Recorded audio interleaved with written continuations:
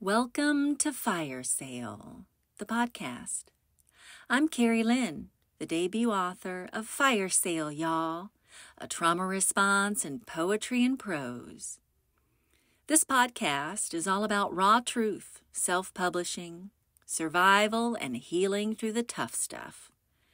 Because no matter how much the world tries to snuff out your creativity, it's still in there, waiting for a spark. And that's what we're here to do, light it up.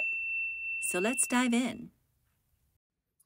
In this episode, we're going to dive into the world of publishing. We're going to talk about the process that I went through to bring Fire Sale to life and the different options that I considered and the decisions that I made along the way. You'll recall in the last episode, we talked about marketing and social media and, of course, how very important it is for writers to participate in those platforms, but to also be fluid in which platforms you choose. And so if you have not checked out that episode, please go and check it out right now. When you have your final manuscript, or I should say your first final manuscript in hand, and you're ready to start presenting these to publishers or an agent or anyone, just you have your manuscript in hand and you're ready to start showing it to someone. You have, in my mind at least, 3 options to consider: big box publishing, boutique publishing, and self-publishing. Oftentimes you have to hire an agent in order to even be taken seriously by a big box publisher. And the really great deals, or so it would seem, the really great deals are the ones where the publisher wants to publish your work and they want to give you an upfront bonus, if you will, to contract with you on that specific work. And so they'll give you a check, $3,000, $5,000, $6,000, whatever profit they think that they could earn off of the contract, they are often willing to pay you up front. The second publisher type is boutique publishing. And boutique publishing is a really loose term. There are a lot of full service publishers that I would kind of put in that boutique box because they don't offer you a bonus. You're paying them, period. Right? Or they have an a la carte type menu where you can choose, what level of publishing help that you need. And so there's those 2 options. And then there's self-publishing, which is the route that I went for Fire Sale, y'all. I will say I did my homework. I looked into the full service big box publishing. And what I learned is that is really for people who have some kind of following. The average person is going to need an agent to get a big box publishing deal. So you have to hire an agent before you even really start that process. But that bonus that you get is not free money. They actually take that out of the revenue that's generated from your work. And not only that, you've given up complete control. I mean, you keep your copyright in most of those scenarios, not all of those scenarios. And then you're at the mercy of their timeline.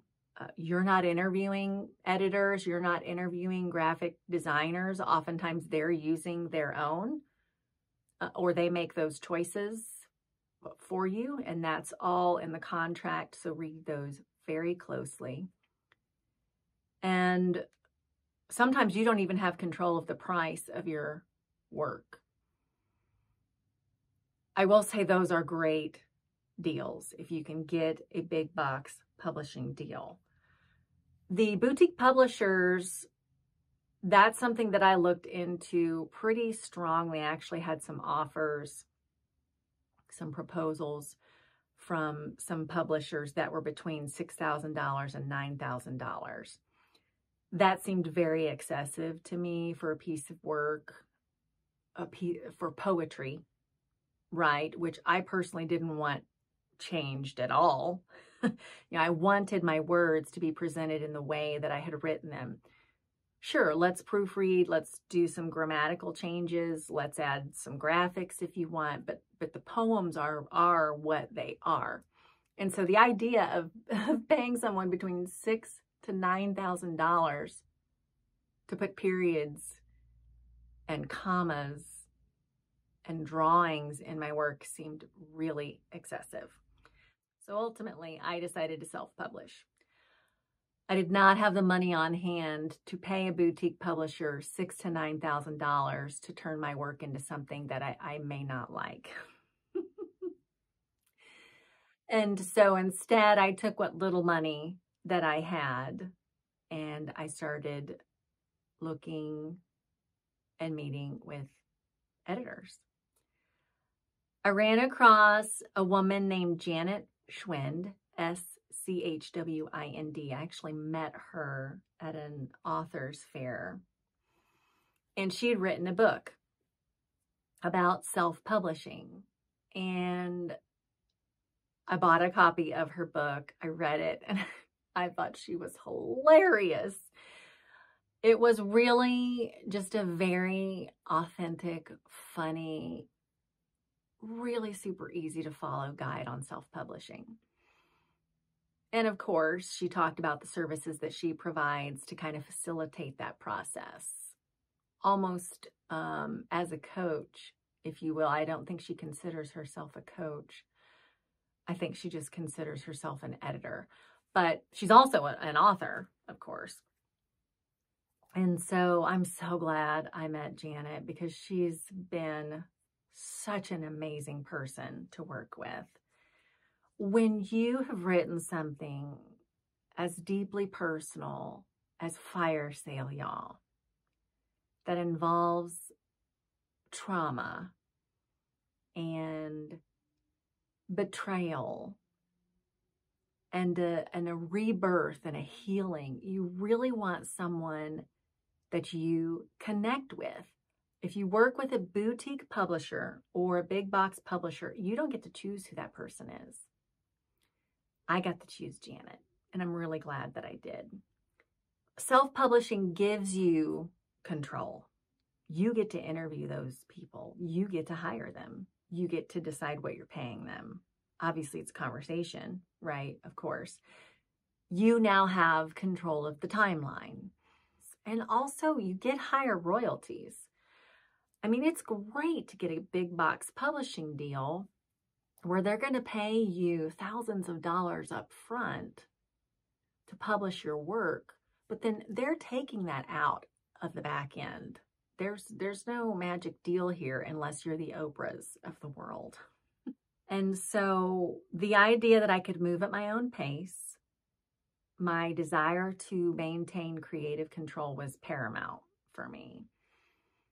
And the fact that I have full control over the royalties here. Amazon does not charge much at all. In fact, they charge less than Ingram Sparks. And I've done both. I've done Amazon KDP self-publishing, and I've done Ingram Sparks.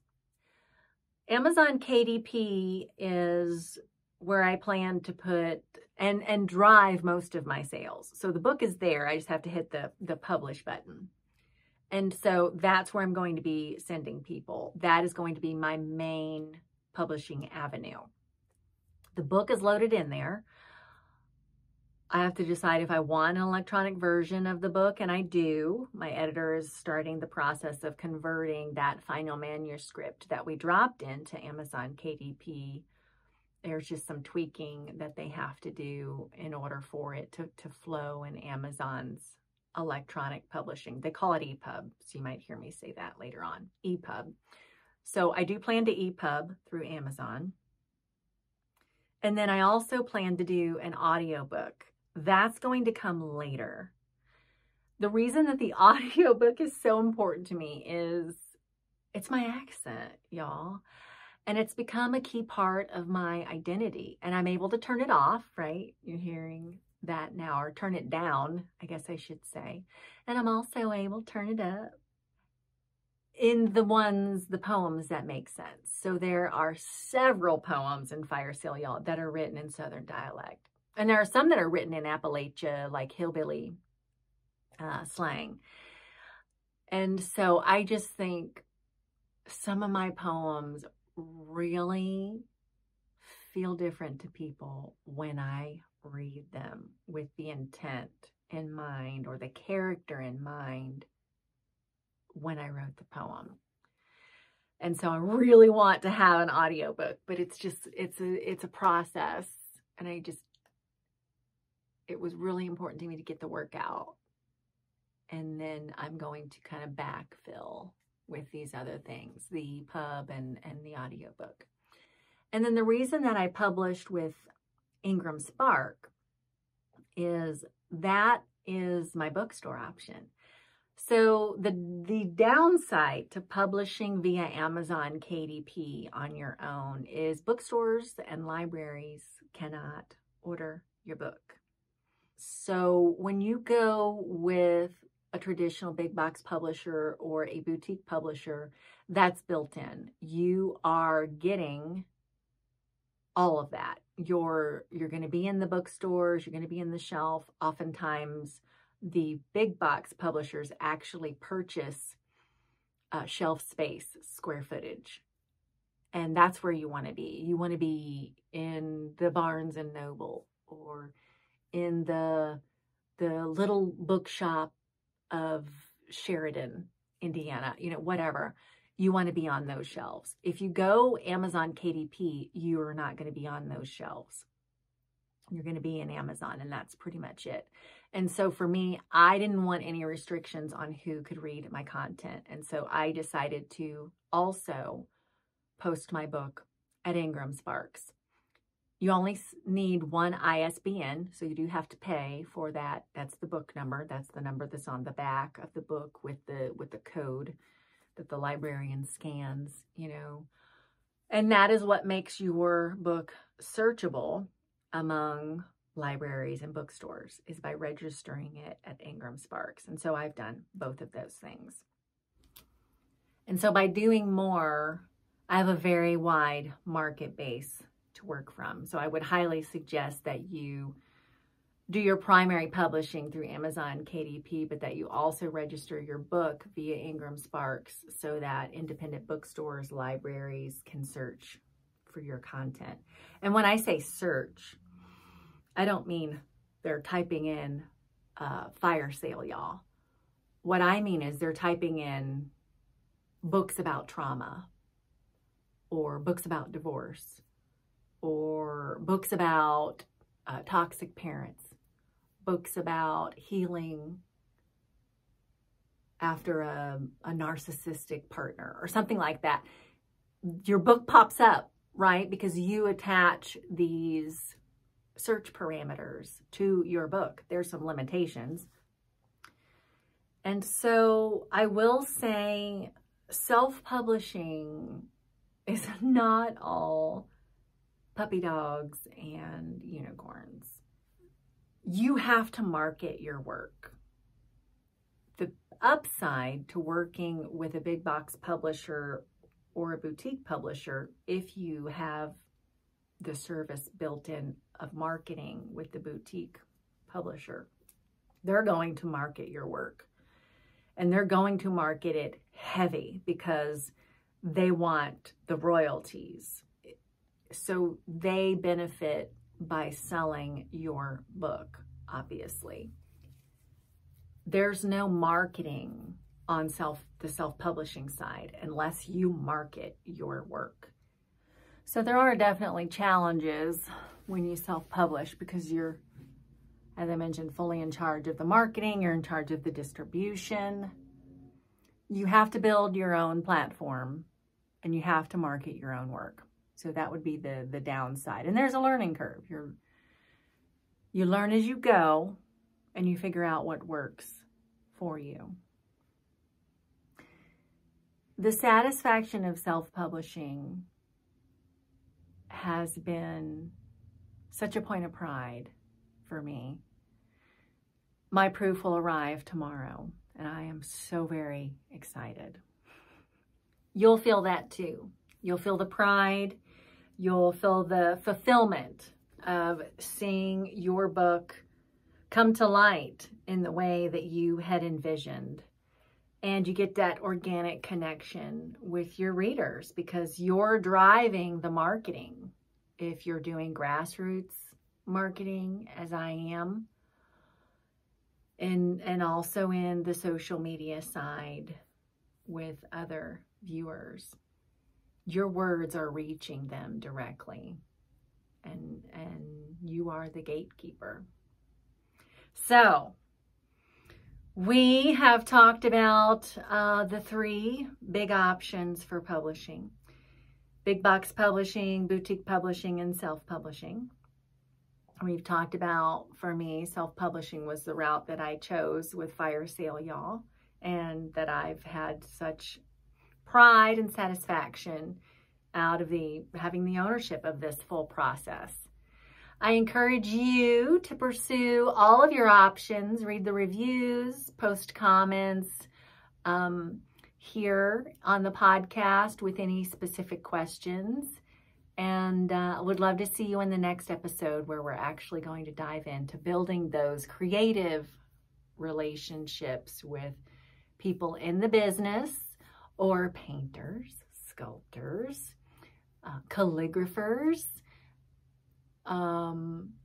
macrame artists, just building your creative relationships, which I think is so very important for someone like me who became more of a creator later in life. Can't wait to see you. To bang it, to bang it, to bang it.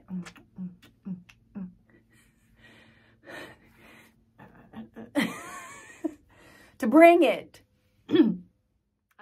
Oh, goodness.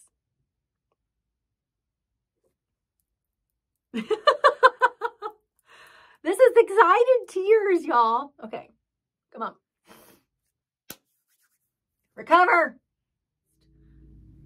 Someone's mowing their damn grass. That's Jeb. Jeb! Jeb's mowing the damn grass. I'm trying to record a podcast, Jeb. It's not even 10 o'clock.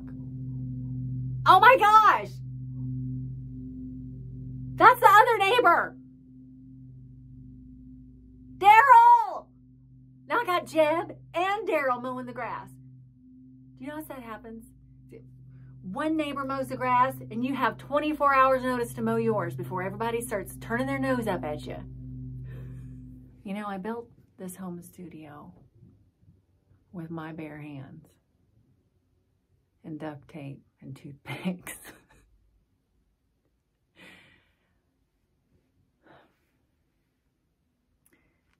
It's not soundproof, what I'm getting at, right?